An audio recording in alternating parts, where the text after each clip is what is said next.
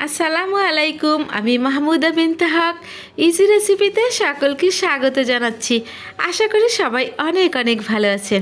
আজকের আপনাদের জন্য নতুন একটি নাস্তা নিয়ে হাজির হয়েছি। বিনুনি পিঠা, বিনুনি নাস্তা খুবই মজাদার, স্পঞ্জি আর সফট, এত মজার। একবার যদি তৈরি করে খান তাহলে বারবার এটি তৈরি করবেন। আর দেখুন, আমি যখন এটাকে এভাবে চিপে ধরে ছেড়ে দিচ্ছি, দেখুন কতটা স্পঞ্জি, সাথে সাথে আবার যে রকমের ছিল সেরকমের হয়ে যাচ্ছে, আর খুবই মজাদার। আর আপনি এটি তৈরি করতে পারবেন 10 থেকে 15 মিনিটের ভিতরে। বাসায় মেহমান গেস্ট যখন আসবে, আপনি মেহমানকে বসিয়ে রেখে এই নাস্তাটি তৈরি করতে পারবেন। সময় মাত্র 10 মিনিট, তারপরেও ঘরে থাকা সামান্য উপকরণ দিয়ে তৈরি করা যায়। তো আর কথা নয়, চলুন কীভাবে তৈরি করছি রেসিপিটি দেখিয়ে দিচ্ছি। এখানে একটি মিক্সিং বল নিলাম। এবারে এই মিক্সিং বলের ভিতরে নিয়ে নেব এখানে 1 কাপ পরিমাণ ময়দা, আরও নিয়ে নিচ্ছি হাফ কাপ পরিমাণ ময়দা, টোটাল 1.5 কাপ ময়দা নিয়ে নিলাম। আর দিয়ে দিচ্ছি ইস্ট। এটি যে কোনো মুদি দোকানে পাওয়া যাবে। এখানে 1 চা চামচ পরিমাণ ইস্ট নিয়ে নেবেন।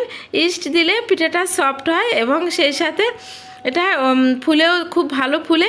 সেই সাথে দিয়ে দিচ্ছি 3 টেবিল চামচ পরিমাণ চিনি। তবে চিনিটা আপনারা যদি মিষ্টি পছন্দ করেন তাহলে একটু বেশি, আর একটু বেশিও 2 চামচ বেশিও দিতে পারেন। সেই সাথে দিয়ে দিচ্ছি স্বাদ হওয়ার জন্য 2 চামচ গুঁড়া দুধ। এটা এখন দিয়ে দিচ্ছি সামান্য পরিমাণ লবণ দিয়ে, তারপরে একটি ডিম দিয়ে দিচ্ছি। ডিমটি কিন্তু অপশনাল, আপনারা এটা দিতেও পারেন, নাও দিতে পারেন। তো দিলে একটু বেশি টেস্ট হবে, সেজন্য আমি ডিমটাকেও দিয়ে দিলাম। এবারে চামচ দিয়ে খুব ভালো করে মিশিয়ে নিয়ে নিচ্ছি। এখন দেব কুসুম গরম পানি। আপনার আঙ্গুল যতটা সহ্য করতে পারে ঠিক ততটা পরিমাণ সফট এখানে গরম পানি দিয়ে তারপরে খুব ভালো করে এটাকে মেখে নিয়ে নিচ্ছি। তবে পানিটা একেবারে দিবেন না, অল্প অল্প করে দিবেন আর মাখবেন, যাতে বেশি নরম না হয়ে যায়। এই দেখুন, আমি এখন হাত দিয়ে খুব ভালো করে মাখিয়ে নিচ্ছি। আর দেখুন, একটি ডো তৈরি হয়ে গেছে। আমরা আটা রুটি তৈরি করতে যে রকমের ডো তৈরি করি সেরকমের একটি ডো তৈরি করবেন। আশা করি আমি আপনাদেরকে বোঝাতে পেরেছি। আর এটাকে 2 মিনিট এখন আমি একটু মথে নিয়েছি। তো এখানে বলটাকে এক সাইডে রেখে আমি এখন ডোটাকে বোর্ডের ভিতরে আরও 2 মিনিটের মতো একটু আটা দিয়ে মথে নিয়ে নিচ্ছি।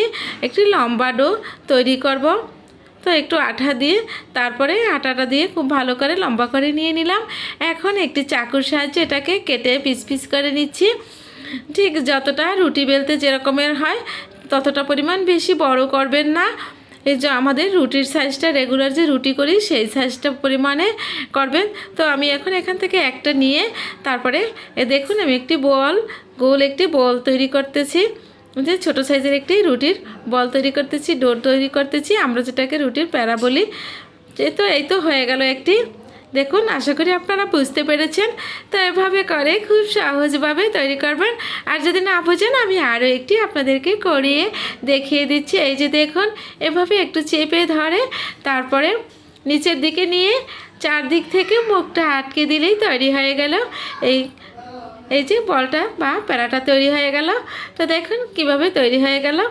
এভাবে করে আমি সবগুলোকে এখন তৈরি করে নিয়ে নিচ্ছি। তো দেখুন, আমার এখানে 6টি বল তৈরি হয়েছে। এগুলোকে আবার আমি মিক্সিং বলের ভিতরে তুলে একটিকে নিয়ে এখন একটি রুটি তৈরি করব। সেজন্য এখানে ময়দা দিয়ে দিলাম। আর হ্যাঁ, এটা অবশ্যই ময়দা দিয়ে তৈরি করবেন। আটা দিয়েও করা যাবে, তবে আটা দিলে বেশি স্বাদ হবে না, ময়দা দিলে পরে বেশি স্বাদ হবে। তো আমি একটি স্কোয়ার সাইজের রুটি বেলে নিলাম। এবারে দেখুন, এখানে একটি ছোট বাটি নিয়ে নিলাম, তার ভিতরে একটি ডিম ভেঙে এখানে আমি ডিমের কুসুমটাকে শুধু নেব, সাদা অংশটাকে নিব না। এই তো ডিমের কুসুমটাকে হাতে নিয়েছি। এবার একটি বাটির ভিতরে ডিমের কুসুমটাকে নিয়ে নেব, সাদা অংশটাকে আমি ভিন্ন নিয়ে নিলাম অন্য একটি বাটিতে। এবারে চামচ দিয়ে কুসুমটাকে ফেটিয়ে নিলাম, দেখতেই বুঝতে পারছেন। এবারে এই একটি চামচের সাহায্যে আমি ডিমের কুসুমটাকে রুটির উপরে দিয়ে দিলাম আর হাত দিয়ে সমস্ত জায়গায় খুব সুন্দর করে লাগিয়ে দিলাম। আর এদিকে আমি একটি এখানে স্ট্রেনার নিয়ে নিলাম, সামান্য একটু টিস্যুর ভিতরে সয়াবিন তেল দিয়ে টিস্যুর ভালো করে স্ট্রেনারটাকে একটু তেলটা মাখিয়ে নিলাম। যাতে রুটিগুলো যখন আমি পিঠেগুলো তৈরি করব নাস্তাটা না লাগে। এবার দেখুন এই যে ডিম দিয়েছিলাম সেই ডিমের কুসুমের উপরে এখানে কর্নফ্লাওয়ার হাত দিয়ে ছিটিয়ে হালকা করে কর্নফ্লাওয়ার দিয়ে দিলাম, দিয়ে দেখুন রোল করে নিয়ে নিচ্ছি। আমরা যেরকমের পাটিসাপটা পিঠা রোল করি সেরকমের করে গোল করে রোল করে নিয়েছি। রোল করে এখন উপর থেকে একটু চেপে ধরে চাকুর সাহায্যে উপর থেকে নিচের দিকে কেটে নিচ্ছি। তো আমি এখানে সম্পূর্ণভাবে আনকাট রেখেছি, আপনারা যাতে বুঝতে পারবেন সহজ করে দেখাবার জন্য, সেজন্য আমার একটু ভিডিওটা লম্বা হয়েছে। তো দেখুন এই তো কেটে নিলাম, আশা করি আপনারা বুঝতে পেরেছেন। এবার দেখুন কিভাবে আমি এখানে এটা বেনুনিটা করছি। এই যে দেখুন একটার উপরে একটা দিয়ে পেঁয়াজ দিয়ে দিচ্ছি। আশা করি এই পেঁয়াজটা দেখে আপনারা বুঝতে পেরেছেন, বা আপনারা যেভাবে রশি পেঁচাই সেভাবে করেও পেঁচিয়ে নিতে পারেন। তো এখানে উপরটাতে আমি ধরে তারপরে দেখুন পেঁচিয়ে নিয়ে এখানে এই যে চওড়া অংশটা বাম হাত দিয়ে করেছিলাম, উপরের অংশটা সেটা নিচে দিয়ে দেখুন এই যে নিচে দিয়ে দিলাম, নিচে দিয়ে এখানে একটু চেপে তারপরে দিয়ে দিবেন। ব্যাস তৈরি হয়ে গেল একটি বিনুনি পিঠা। এই যে এটা দেখতে এখন ছোট মনে হলেও এটা কিন্তু একদম যখন আমরা ভাপে দিব তখন তো অনেক বড় হয়ে যাবে। তো যদি আপনারা এটা না বুঝতে পারেন তাহলে আমি আরও একটি রুটি তৈরি করে আপনাদেরকে দেখুন এই যে স্কোয়ার সাইজের রুটিটা তৈরি করে নিলাম, তার উপরে ডিমের কুসুমটা দিয়ে দিলাম। তো আমি এখানে ডিমের কুসুম দিয়েছি, আপনারা চাইলে ডিমের কুসুমের পরিবর্তে এখানে ডিমের কুসুমের সাথে নারিকেল চিনি দিয়ে সেটাও আপনারা এখানে পুর হিসেবে দিতে পারেন, তারপরে চকলেট দিয়ে দিতে পারেন এখানে, বা আলু সিদ্ধ করে দিতে পারেন, চিকেন দিতে পারেন, যে কোনো একটা ফিলিং দিয়ে আপনারা করতে পারেন। তো আমি আবারও কর্নফ্লাওয়ার দিয়ে দেখুন আবারও এটাকে রাউন্ড করে নিচ্ছি। তো এবারে আরেকটি এই যে রাউন্ড করে পাটিসাপটার মতো পেঁচিয়ে নিলাম। খুব সহজভাবে আপনাদেরকে দেখানোর চেষ্টা করেছি, আশা করি আপনারা দেখে বুঝতে পেরেছেন। তো এখন এইটাকে আমি আড়াআড়ি করে নিলাম আপনাদের বোঝার সুবিধার্থে। এখন দেখুন উপরে হাত দিয়ে একটি আঙ্গুল দিয়ে আমি এটাকে চেপে ধরে চাকুর সাহায্যে দেখুন আমি এখানে 1 আঙ্গুল পরিমাণ রেখে উপর থেকে তারপরে চাকুর সাহায্যে 2 ভাগ করে কেটে দিলাম। এই তো কাটা হয়ে গিয়েছে। দেখুন এখন এটাকে কিভাবে মুড়িয়ে নিচ্ছি, দেখুন এই তো যেভাবে বিনুনি করে পেঁচানো হয় সেভাবে করে রশির মতো করে এটাকে এখানে বোর্ডের সাথে একটু লাগিয়ে নেবেন, তাহলে এটা নড়বে না। এই তো এভাবে করে তারপরে পেঁচিয়ে নিচ্ছি। দেখুন তো আমার এটা এভাবে করে পেঁচানোটা হয়ে গেছে। আপনাদের জন্য আমি কিন্তু সম্পূর্ণভাবে আনকাট রেখে পেঁচানোটা দেখিয়ে দিলাম। এবারে ঘুরিয়ে ঘুরিয়ে তারপরে এই যে দেখুন এই বাম অংশটা হাত দিয়ে যেটা ধরেছিলাম এটা নিচে দিয়ে দিলাম। এই তো এটা নিচে এখানে দিয়ে মুখটা আটকে দিলাম, এই হয়ে গেল আরেকটি পিঠা। আর এরকম করে এখন আমি সবগুলোকে নিয়ে নিয়েছি। এই যে দেখুন তো এখন এটা 10 মিনিটের জন্য একটু ঢাকা দিয়ে ঢেকে রেখে চলে যাচ্ছি চুলোতে। আগে থেকে চুলায় পানি ফুটতে দিয়েছিলাম একটি পাত্রে। তো এখন আমি স্ট্রেনারটা পিঠা দিয়ে দিলাম, এর উপরে দিয়ে ঢাকনা দিয়ে 10 মিনিট দেব।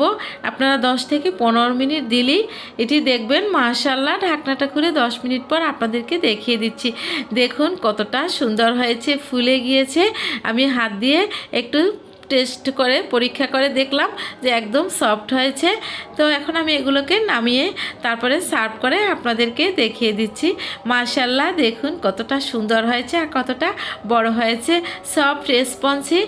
এই যে দেখুন একদম কতটা সুন্দর হয়েছে। বাহির থেকে আপনি আর কখনো বনরুটি পাউরুটি এগুলো আর কিনে খাবেন না। এটি যদি একবার তৈরি করেন বাসার সকলে ভীষণ পছন্দ করবে। সে সাথে বাচ্চার টিফিনেও আপনি এই নাস্তাটা দিতে পারেন, আর সকাল বা বিকেলের নাস্তায় এটা তৈরি করতে পারেন, গেস্টদের সাথে সাথে তৈরি করে দিতে পারেন। দেখুন কতটা সুন্দর হয়েছে, স্পঞ্জি হয়েছে। আমি হাত দিয়ে চেপে ধরছি আবার ছেড়ে দিয়েছি, দেখুন সাথে সাথে যেরকম ছিল সেরকম আবার হয়ে যাচ্ছে। তো অনেক সুন্দর করে এই রেসিপিটি আমি আপনাদেরকে দেখিয়ে দিলাম। তো আশা করি আপনাদের অনেক ভালো লেগেছে। তো প্রতিদিনের মধ্যে ছোট্ট একটি অনুরোধ করব, আমার ভিডিওটি যদি ভালো লেগে থাকে তাহলে প্লিজ আমার চ্যানেলটিকে সাবস্ক্রাইব করে দিবেন, পাশে থাকা বেল আইকনটিও অন করে দিবেন, ফ্যামিলি এবং ফ্রেন্ডসদের সাথে বেশি বেশি শেয়ার করে দিবেন। আমি যখনই কোনো ভিডিও আপলোড করব সবার আগে আপনার কাছে চলে যাবে। তো ভিডিওটা দেখার জন্য অসংখ্য অসংখ্য ধন্যবাদ। সবাই পাশে থাকবেন। আল্লাহ হাফেজ।